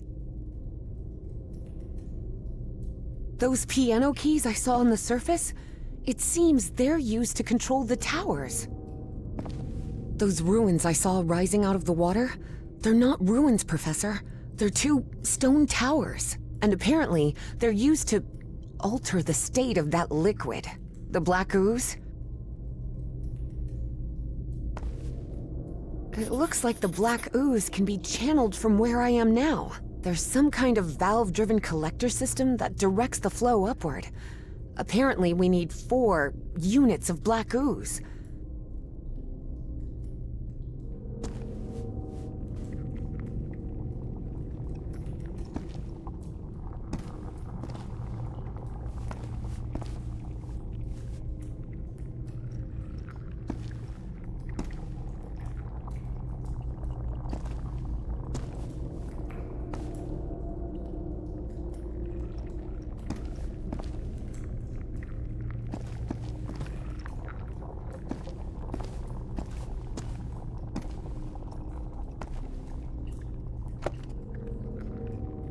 Looks like I can't pump this up until the big tank is completely full of black ooze.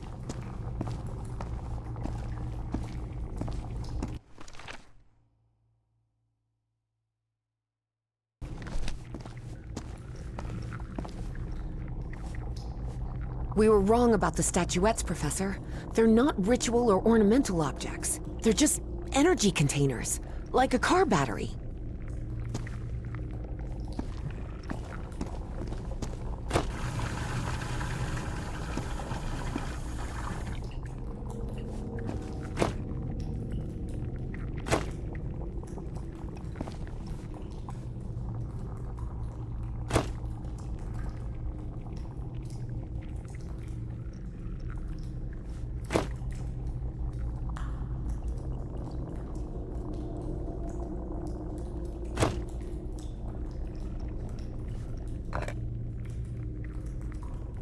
I'll try to redirect the black ooze upward. Fine, but please be careful. Don't worry. This isn't so different from the fluids lab back at Miskatonic.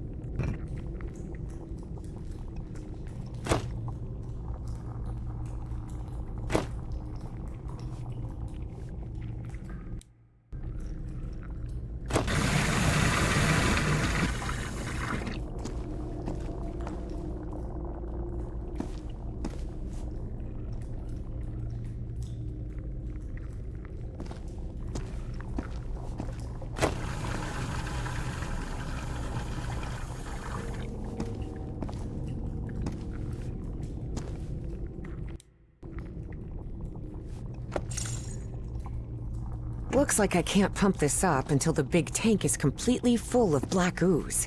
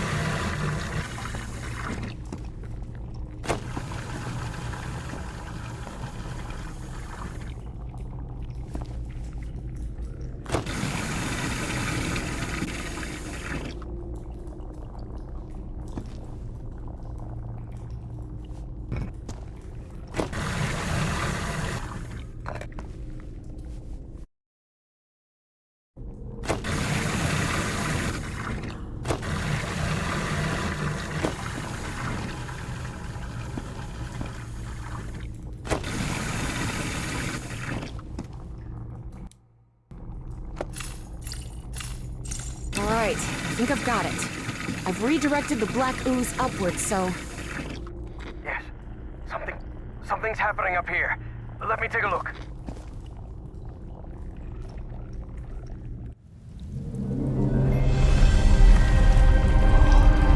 What is that?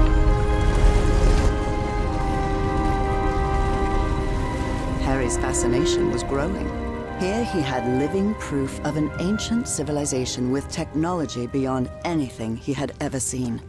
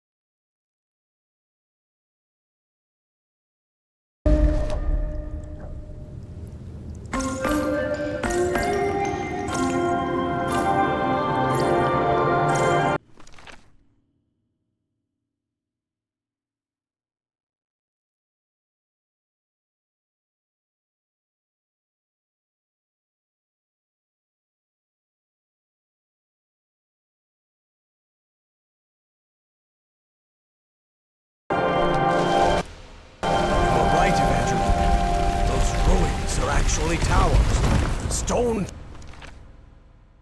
towers.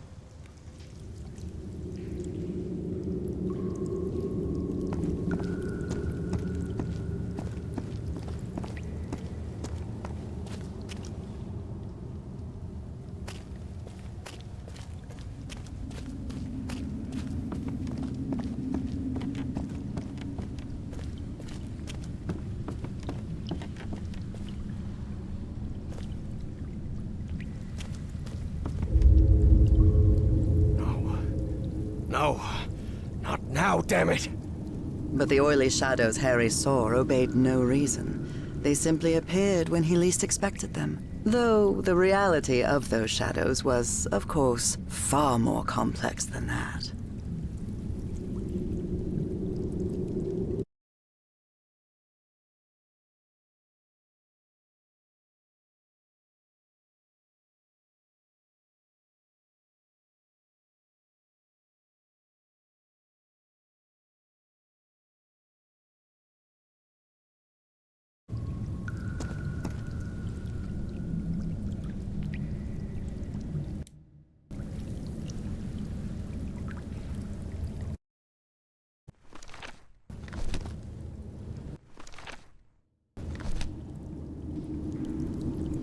Evangeline, I think we can use this contraption to exchange items between us.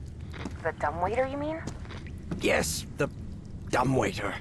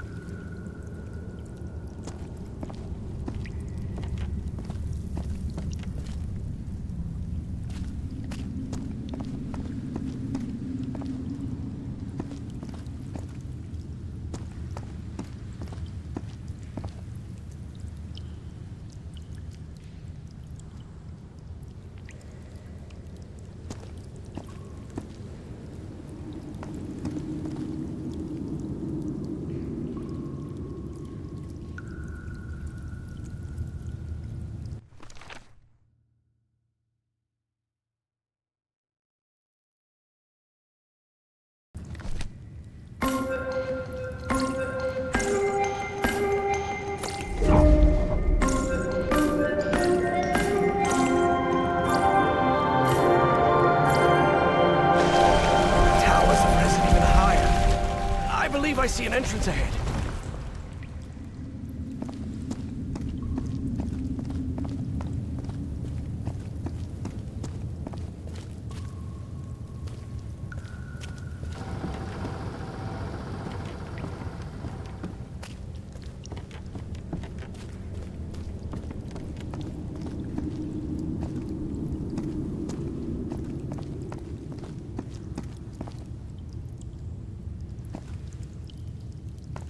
This is empty. Something could fit inside. What does this mean? Filling?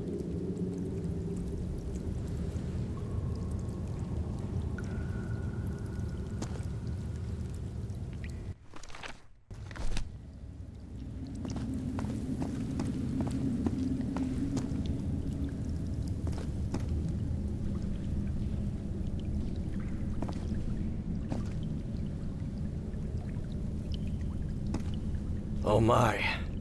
What is it, Professor? You were right. This stone tower is filled with statuettes.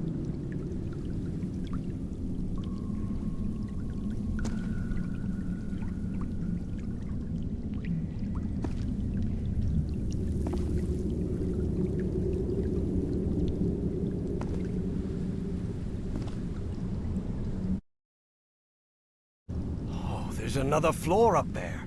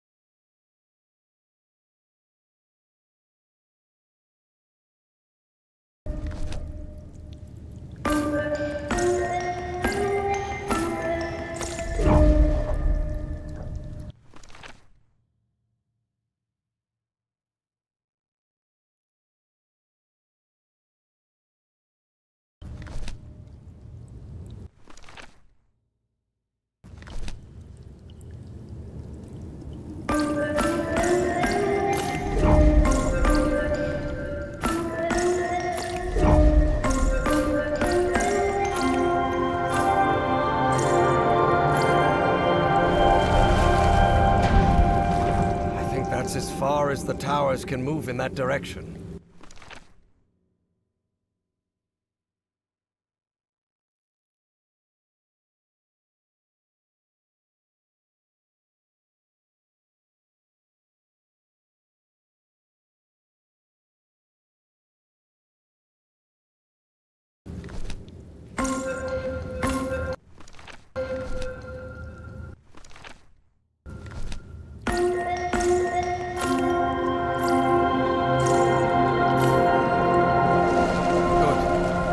Rotated the tower to the right.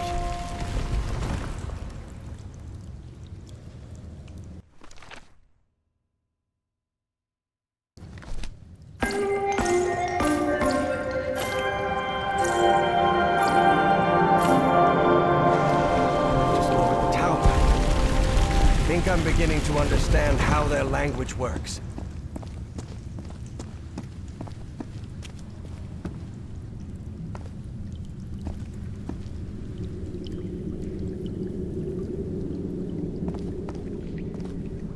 Evangeline, there's another mural in here. Do you think you can interpret it, Professor? What does it portray? Apparently they used fire to do something. That makes sense. This is some sort of refinery, after all.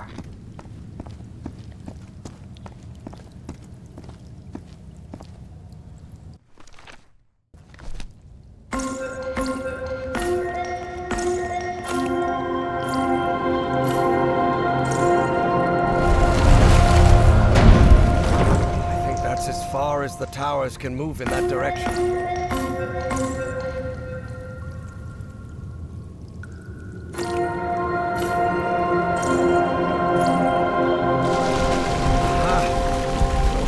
The notes in reverse order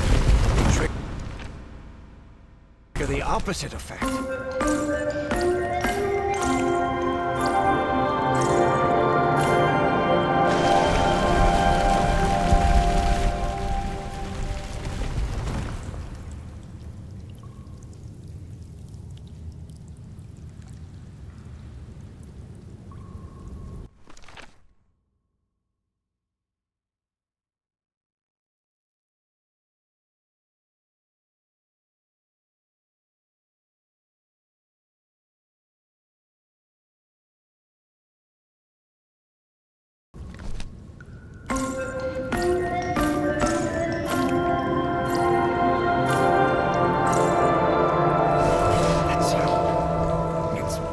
The tower with black ooze.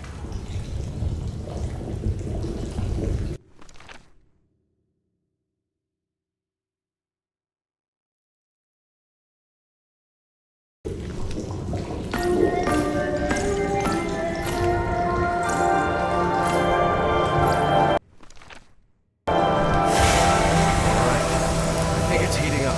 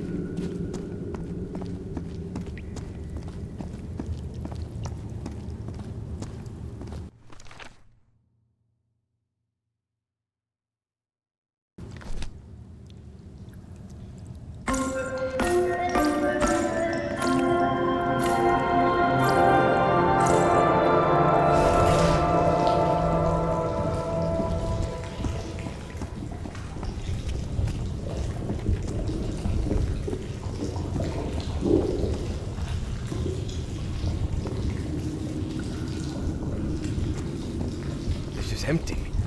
Something could fit inside.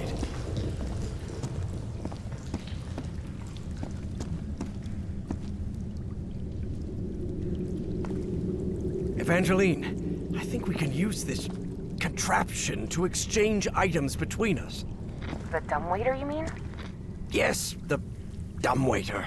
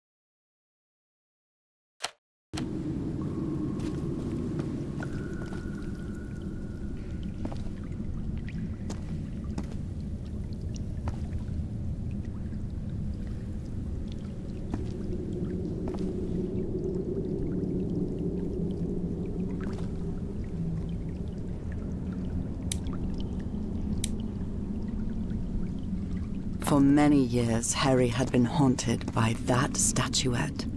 Still, he felt reassured to find that none of these held a sphere of black. The statuette fits perfectly.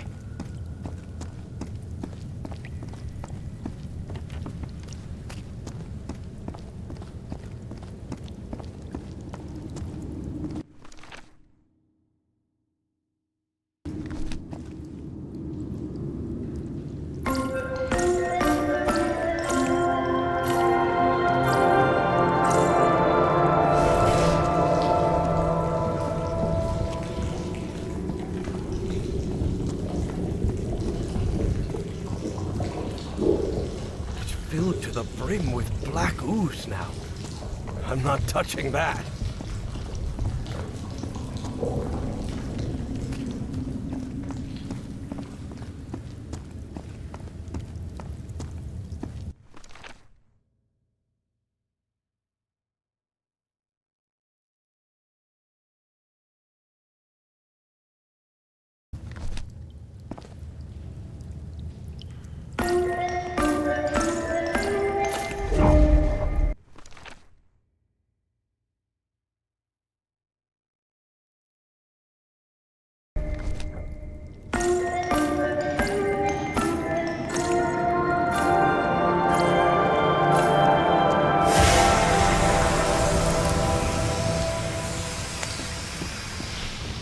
Purple hue. Yes, it should be complete now. Harry glanced uneasily at the freshly made black orb. He didn't like it one bit. All right. I think I've followed all the steps. Now I just need to send it to Evangeline. I hope she knows what to do with it.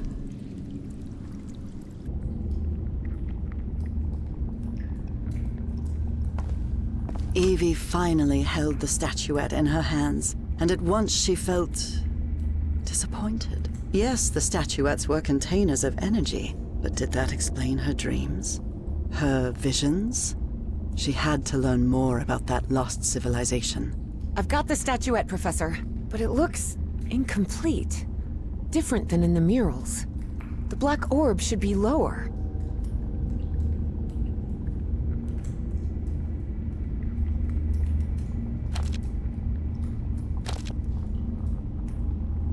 Now it looks right. Excellent. Now you should be able to cross safely. Come on, get out of there, quickly!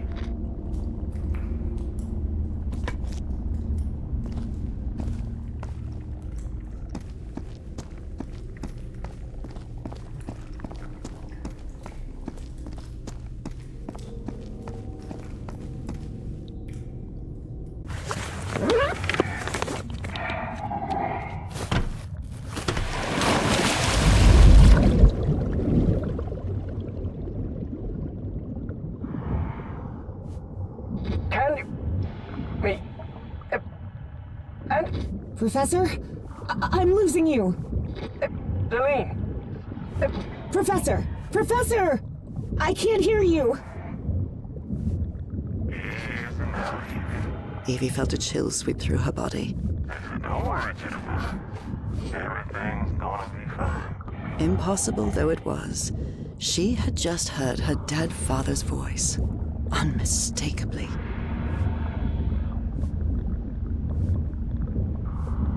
It works! It works! The path is open! Evangeline? I can hear you now. Oh, good. Glad you're back, Professor. I'll be waiting for you here. Once you're out, we'll return to... What the... Professor?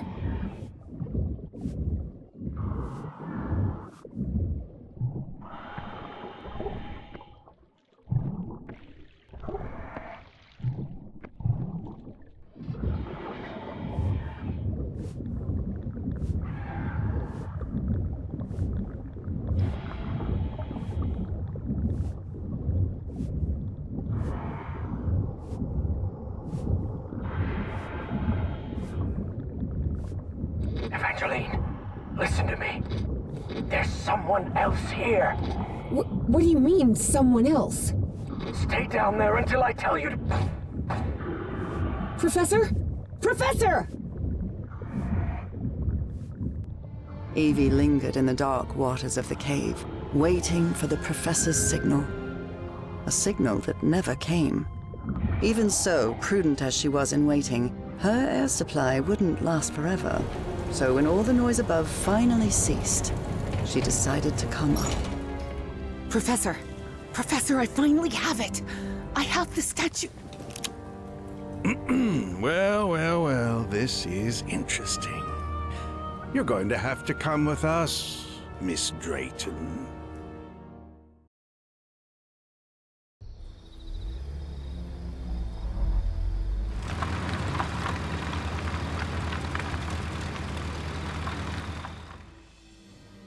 Wake her up.